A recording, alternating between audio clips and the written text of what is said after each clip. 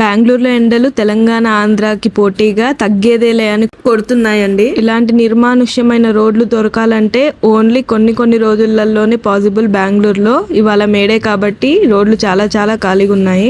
ఆఫీస్లకి హాలిడే కదండి, అందుకే మండుతున్న ఈ ఎండల్లో పీజీలో ఉండాలంటే చాలా కష్టంగా ఉంది. ఎండల్లో కూల్ గా హోటల్లో తిందామని ఫిక్స్ అయ్యాము. రోడ్డు మీద కనిపించే జనాల కన్నా ఈ హోటల్లోనే ఎక్కువ మంది జనాలు కనిపించారు. అదేంటో వాకీ టాకీ ఉంది చూసారా, రామేశ్వరం కేఫ్ బాంబ్ బ్లాస్ట్ తర్వాత ఇలా మెయింటైన్ చేస్తున్నారు బెంగళూరు హోటల్స్ లో. మేమైతే chilli baby corn and paneer biryani order ఇచ్చేసాం, ఎందుకంటే నేను వెజిటేరియన్ కదా.